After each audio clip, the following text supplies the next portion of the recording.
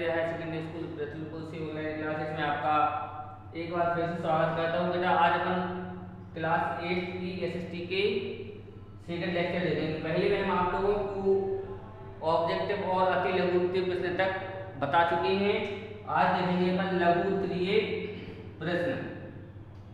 लघु उत्तरीय प्रश्न में पहला है डच कंपनी के व्यापारिक कार्यों का उल्लेख कीजिए। क्वेश्चन है आपका डच कंपनी के व्यापारिक कार्यों का उल्लेख कीजिए। तो पहला कार्य डचों ने किया उन्होंने कोरोमंडल तट पर, कोरोमंडल तट यानी बंगाल, बिहार और उड़ीसा में अपनी व्यापारिक कोठियां स्थापित की थी या उन्होंने अपनी व्यापारिक कोठियां बनाई थी। दूसरा कार्य उन्होंने किया उन्होंने जो अपना पहला कारखाना था डचों ने वो कहाँ स्थापित किया था? मछलीपट्टनम में। कहाँ स्थापित किया था बेटा? मछलीपट्टनम में।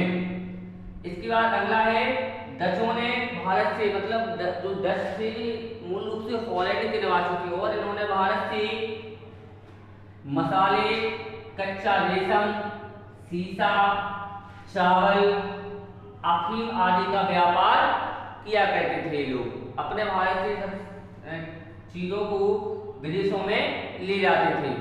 इसके बाद एक इनकी मुख्य फैक्ट्री थी कहाँ पे बेटा? पुलिकट में। कहाँ थी? पुलिकट में। जहां हमने पिछले वीडियो में आपको बताया है डचों के द्वारा चलाई गई मुद्रा कौन सी थी? स्वर्ण मुद्रा पगोड़ा। कौन सी थी बेटा? पगोड़ा। तो जो पगोड़ा स्वर्ण मुद्रा थी इसके बनाने का कारखाना इन्होंने कहाँ स्थापित किया था? पुलिकट में। ठीक है, अब नेक्स्ट क्वेश्चन। ठीक है बेटा, तो अगला क्वेश्चन है यूरोपीय व्यापारिक कंपनियों की मध्य प्रतिस्पर्धा के क्या कारण थे? क्यों यूरोपीय कंपनियां यूरोप तरफ से ही आने के बावजूद ही भारत में आपस में क्यों लड़ने भिड़ने लगे? तो इसका पहला कारण था अधिक मुनाफा अर्जित करना। जो यूरोपीय बेटा कंपनियां थी एक दूसरे से हमेशा लड़ती रहती थी, एक दूसरे को पराजित करने का प्रयास करते रहते थे कि किस प्रकार हम भारतीय माल से अधिक फायदा या अधिक से अधिक मुनाफा अर्जित कर सकें। सेकंड पॉइंट था एक दूसरे को मात मतलब हराने के लिए कम से कम मूल्य पर भारतीय माल को खरीदना, जिससे वो अपने यहाँ से कम पैसों में ले जाएंगे और बाहर जाके उसी को अधिक पैसों में बेचेंगे। इसके बाद थर्ड पॉइंट है बाजार पर अपना प्रभुत्व स्थापित करना।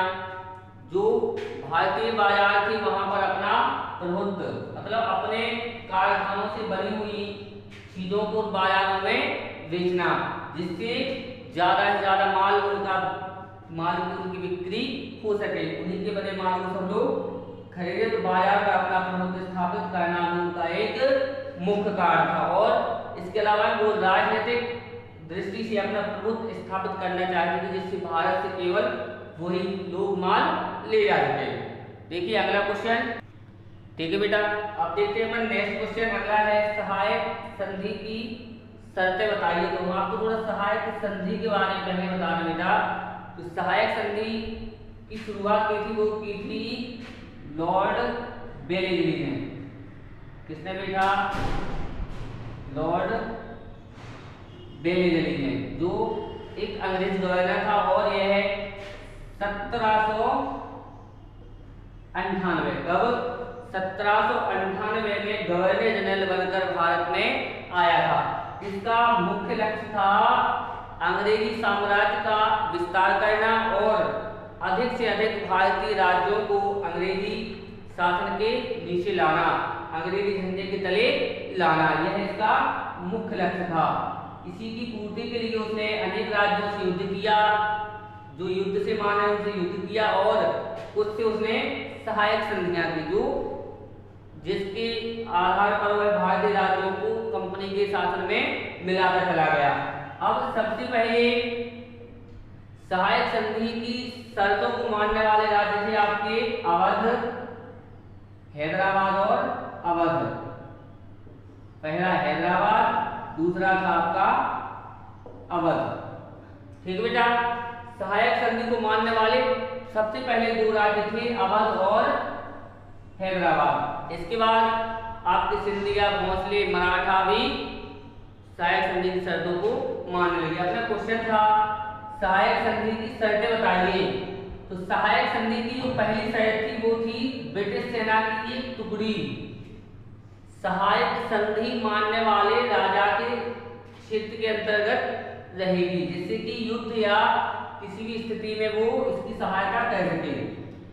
ठीक, मतलब ब्रिटिश सेना की एक टुकड़ी सहायक संधि मानने वाले राजा के राज्य में रहेगी।